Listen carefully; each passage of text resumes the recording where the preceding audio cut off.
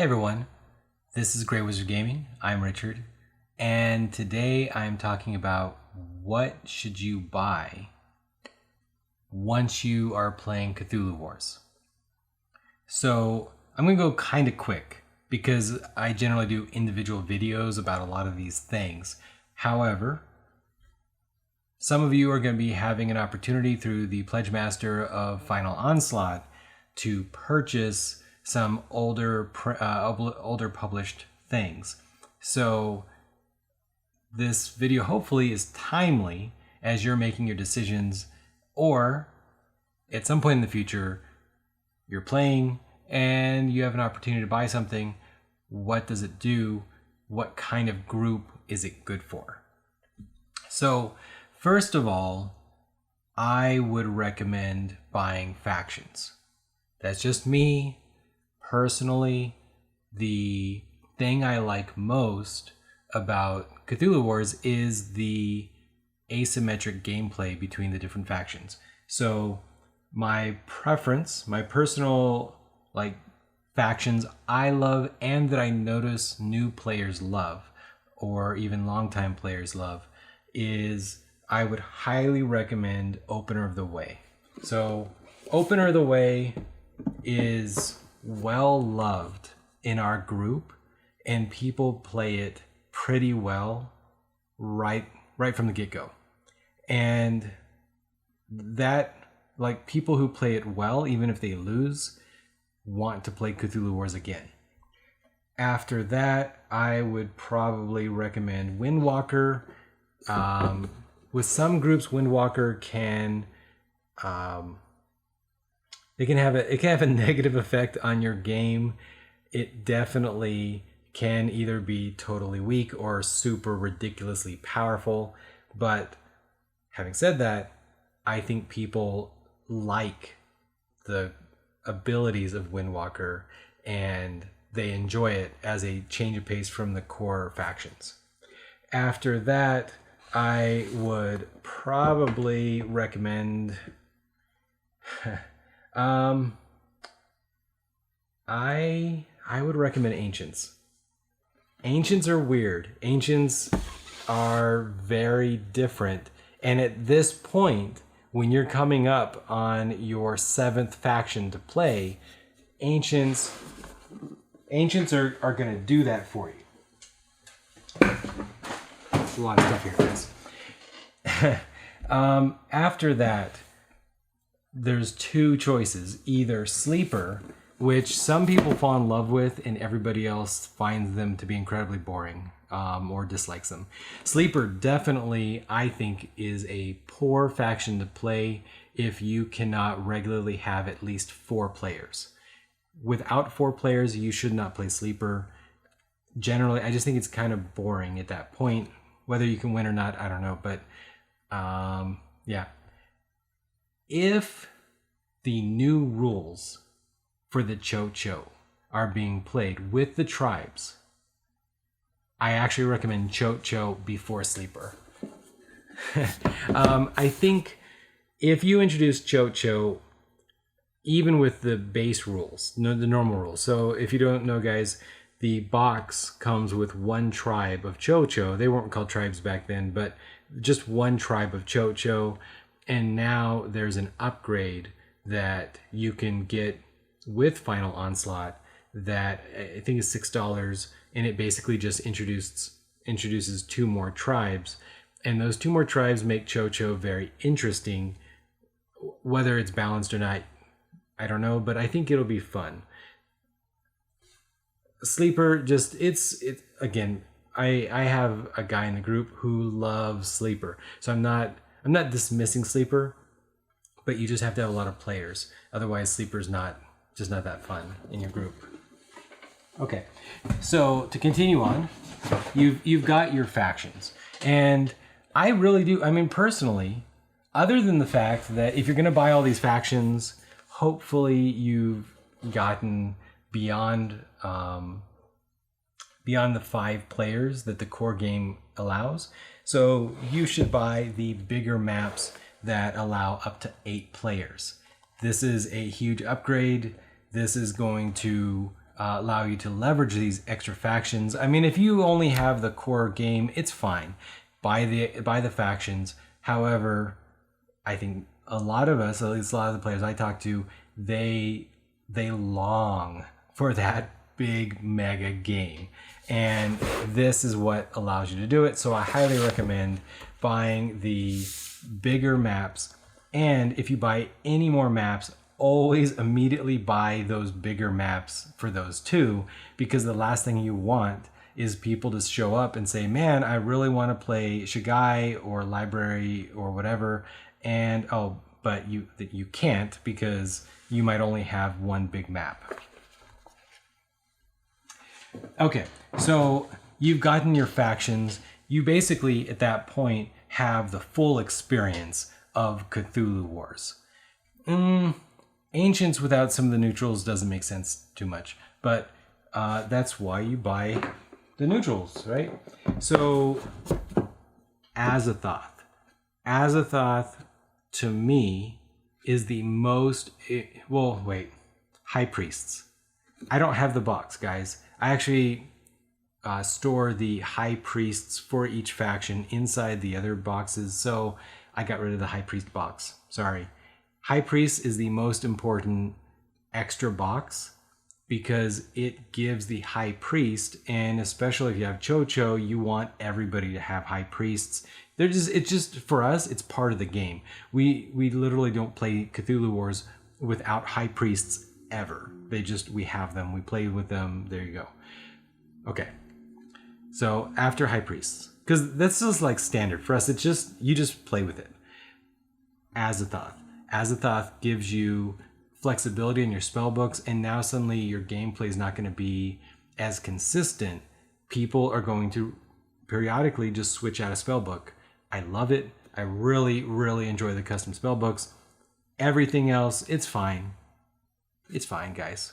But the spell books, man, I really want more sets of spell books so we can be like, okay, which set of neutral spell books do we want to have in that particular game? I would love it. Really love it. But Azathoth, it's key. Stick around to the end, guys. I'm giving out a copy of Azathoth, so we'll have information about that at the end. All right. Okay, so I wanted to talk about the book, the Omega. Oh, I guess this is used to be Omega, but now it's the Onslaught 3 edition. I think it's still got the Omega symbol. This is a compilation of the rules, and what's really cool about these editions is, one, you can basically stop looking at the older rules because as of when this was made, this has the most current errata. And I really like that because I hate accidentally following some older rule, but then sometimes following a newer rule. And really, it's kind of okay to follow either, but I like to follow the newest rule, and I like to not accidentally look at the wrong place or have a player be like, oh, we've been playing it wrong. Well, no, I've been following the newer rule, and I just didn't bother teaching them the older rule so they could know that we changed it to the newer errata or whatever. So these books are pretty cool. They're definitely not required. I would not personally probably get this book until I've gotten a lot of the other stuff. Okay, talking about stuff, let's just talk about kind of the random odds and ends. I keep getting these things. I don't know if they're automatically included with the Kickstarter or if I'm actually paying extra. I just didn't really pay attention, but these little doodads, I have a H.P. Lovecraft bust around here somewhere. They often replace the first-person cardstock turn thing where it says clockwise or counterclockwise, and every turn the first player chooses which direction they want to go. I love that circle. I like the circle. I do not like these things. These things are cool, and I put them as decorations around my house, but I don't like... see this thing, like, oh, now it's going that way. Oh, now it's going that way. Oh, wait, is it? Or is this the angle? I don't know. This is relatively easy, but also you can bump them. Clockwise, counterclockwise, that's enough. That's all I want. I love miniatures. I mean, that's part of why I think a lot of us got into Cthulhu Wars. But not everything 3D is better than words or symbols. So just want to comment on that. Also, the glow-in-the-dark upgrades, I'm not a huge fan. You can see the color doesn't match, and I find that disconcerting. They are kind of cool. I mean, you set up the whole thing and then you turn the lights off. Ooh, they glow. They're kind of cool. The other thing is that this arm came in the bag, not attached for Nyarlathotep. I've glued it back on several times. You know, this is like how the mold was created or whatever. I can't get it to stay on. I don't know if it's the material that they use, whatever. It didn't stay on in the original box. It doesn't stay on here. I'm just not a fan of the 3D ones, and ultimately I switched back to the non-glow-in-the-dark ones. Just me, again. I want things that change the game and make my game experience better. And some of these things are just novelties. I will continually buy them because I'm like kind of collecting, but whatever. Okay, so the maps. That's Shagai map, Library at Salino map. This is my rule. If you're playing with people who have played the core game quite a bit and you have no new players, then I think it's fun to bust out the other maps. Of course, you know, always buy the larger maps for these, you know, these games.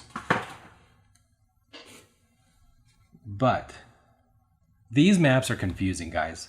There is a simplicity and a cleanness of the core game that until your group is kind of like, well, I don't know, I kind of want to change something up, but I don't want to change factions, right? And usually people in Cthulhu Wars, when they want to change things up, they just change their faction. So a lot of times they're like, you know, some people will be like, I want to play Opener of the Way every single time. That's fine.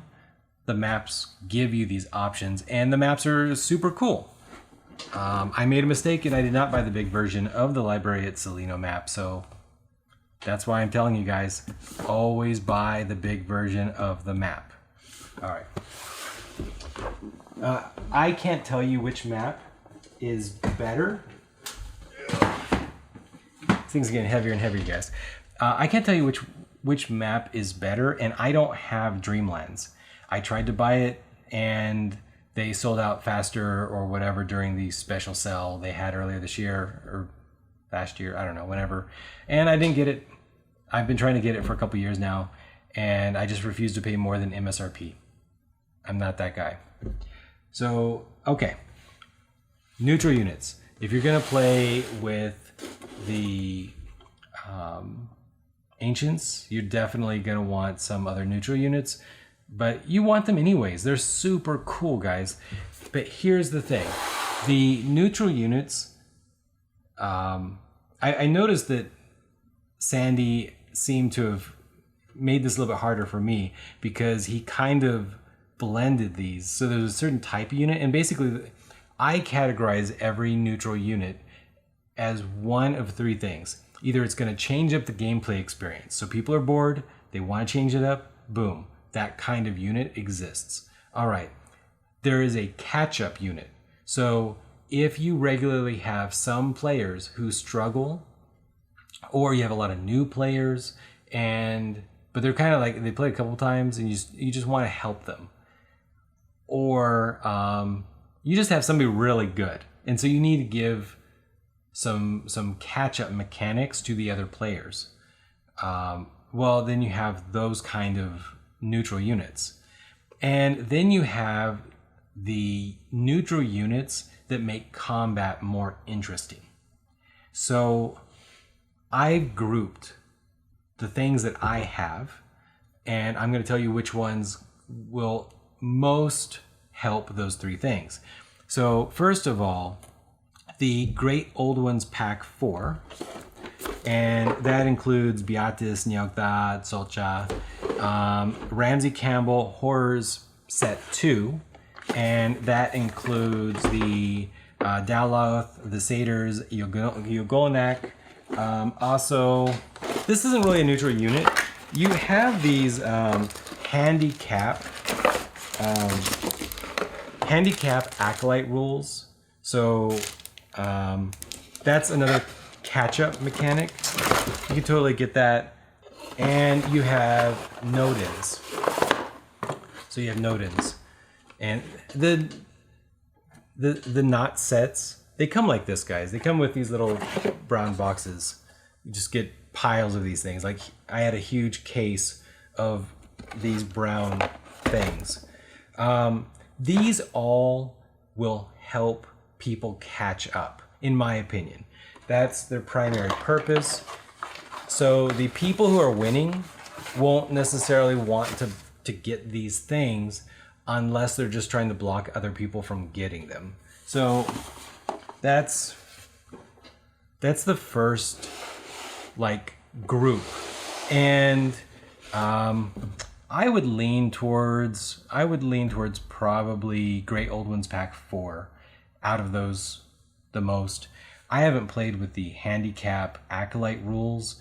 I don't know that my group would, but if we were going to introduce a bunch of new players, which normally I just play something else at this point, but if we're going to have like a Cthulhu War night where it's like, hey everyone, just show up and learn how to play, which I've been thinking about doing.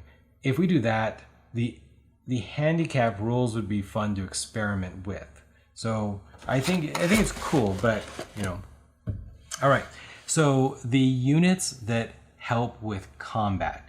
And what I mean by help with combat, I mean that basically they change the experience of combat to make the combat more interesting, or just to make combat more meaningful. Because a lot of times in our games, combat is a threat that you don't want to execute on.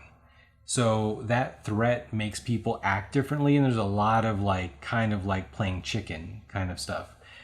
Maybe your group's not like that, but if you want there to be more combat, Beyond Time and Space, it's from OS3.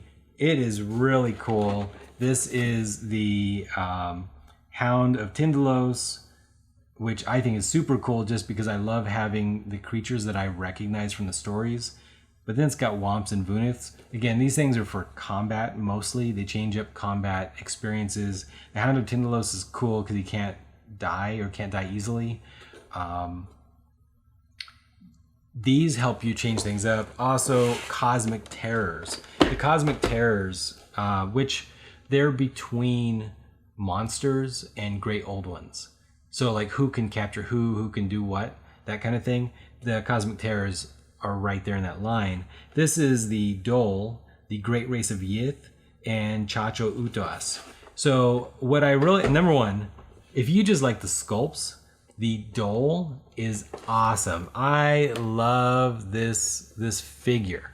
This Dole, another game company that makes a lot of Cthulhu stuff, they have this printed on a lot of their like cards and stuff. I love Doles. They're super cool, and their sculpt just brought it to life. If you use these things for monsters or D&D or something like that, boom, the Dole is great. Okay, so I like that. Also, another new-ish thing is Dire Cthulhu. So Cthulhu is already a combat faction, so of course Dire Cthulhu just gives you more things to do to make combat scarier. So I really like that. And that's it for the combat. Okay, and then there are the rules or the units that make the game different. So you're just bored, you don't have another map, you don't want to use a different map, you don't want to use a different faction, you just want to kind of switch things up a little bit. Okay, so of that category, the Masks of Nyarlathotep. Number one, I love Crawling Chaos. Love them. They're my favorite faction. A lot of my factions are my favorite, but Crawling Chaos is my favorite of favorites. And Masks of Nyarlathotep are things that any faction can use. But Crawling Chaos as Nyarlathotep's faction interact differently. Not better per se, but differently. These are super cool. I really like them, and they change the gameplay, which is more something I look for. Honestly, I don't really look for the catch-up mechanics, though I might start intentionally putting some of those out there just for some of the weaker players in my group. And then I definitely don't really want more combat most of the time, but man, I love changing the game up. I love the game being different this game than last game. So suddenly throwing in Masks of Nyarlathotep, boom. Okay. Ramsey Campbell Horrors Box 1. This is Ehord, Glocki, and Insects from Shagai. Cultists are going to be weird with this pack.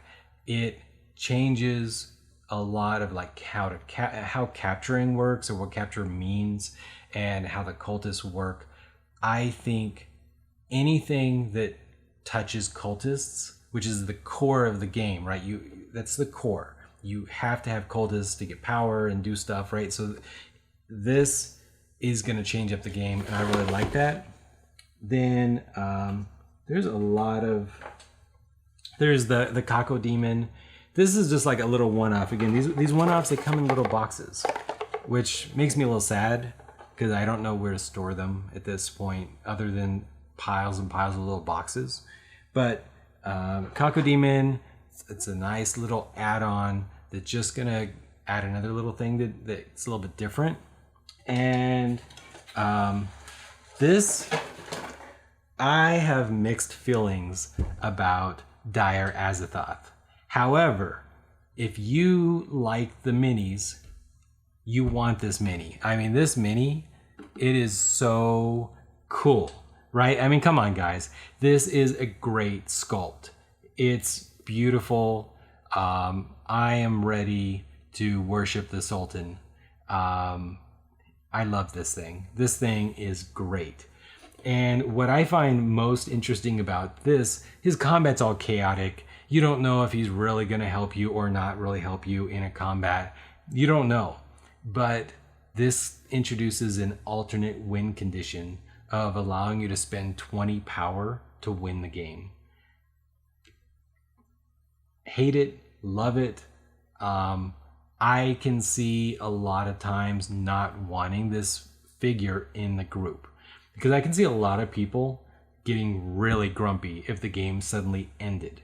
However, having it out there as this threat, especially if you have a lot of people who enjoy combat, because what's going to happen is, or what should happen, is somebody who can get a lot of power, like Crawling Chaos, can suddenly randomly get a lot of power.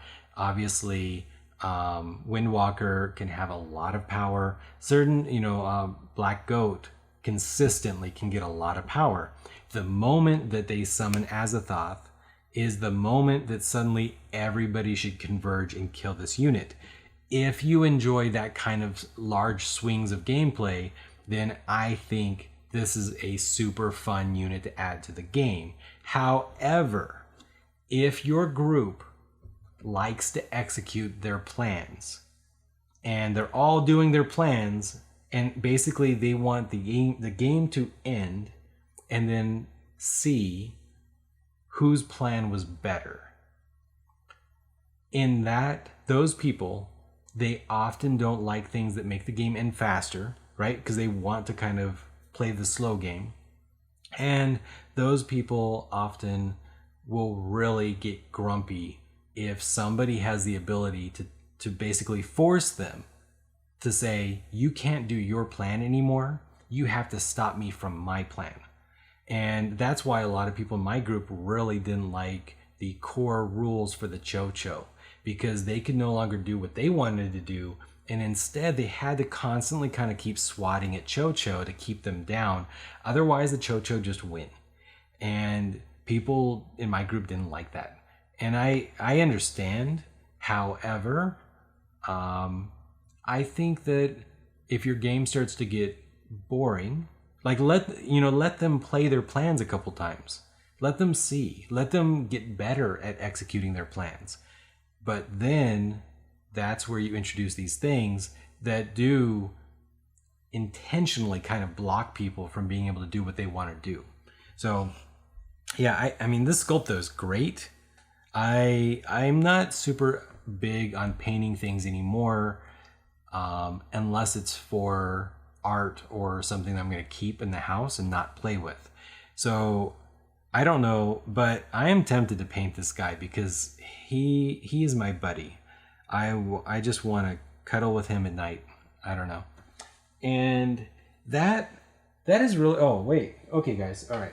A couple other things. The gates. Now, so you've got the rules. You got the things to play with, all right? What about the other things? These gates, I don't know anybody who doesn't play with these gates. These gates are just standard. Like I literally, like every time I go somewhere, if I see Cthulhu Wars, they have these gates. They don't have I didn't even know what the cardstock gates looked like. So I had to Google it. I don't even know if they still sell them. Are these the core and the core box? I don't know. I think these are upgrades though. And you should upgrade them. Don't use the cardstock ones if those even still exist anymore. I literally don't know. So, dice. So you can buy a lot of these packs of the combat dice, and I recommend it. Okay, I do recommend it. If you don't use these, maybe give people, normal dice and just tell them that 4 and 5 is a pain and 6 is a kill. And the reason being is that especially when you have a 5-player game, 6-player game, I think we've only played with a 7-player game. I don't know that we played with 8. When you have these larger numbers of players, the game is already going to take longer. So the more that you can have everybody have their own dice, like ready to go, I think it's worth it. I didn't think it was worth it enough to literally give everybody their own 12 dice or 16 dice or whatever this is. But I wanted to have enough dice that everybody could have like 6 dice and just borrow a few more dice if they, suddenly have Ubosatla and have huge combat pools or something. So I do think you want more dice, but I don't think you need everybody to have their own.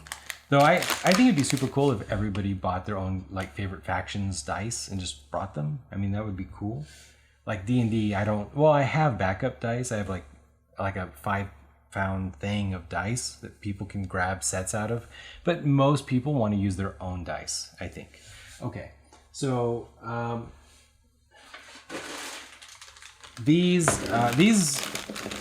gates, which come with these gates, I think. Again, I don't know anymore because it was a long time ago, but we no longer use these colored gates. And mostly that's because Opener of the Way kept dissolving or kept taking away people's gates, and then Cho destroy their gate. I don't know. We just don't use them anymore. There's special rules for the color out of space, and we've never used them. We don't see the need for that, and I guess mostly we don't like anything where we kind of have to look somewhere else. So if there was like a little cardstock rule thing, like a reminder, maybe we would use it. But basically anything we have to look in a book to see how to play with it, we do not use. We only use the things that have the little cardstock rule set for.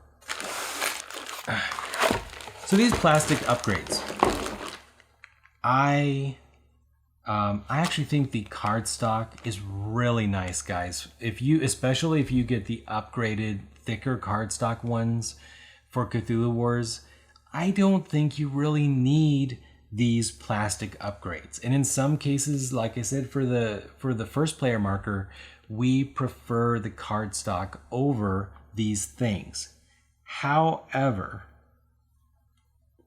If you play on a big table, I play on a 5-foot by 8-foot table, and I find that we often want to keep the lights a little bit more gloomy because for atmosphere, but then sometimes those cardstock things, they just kind of get lost in the map.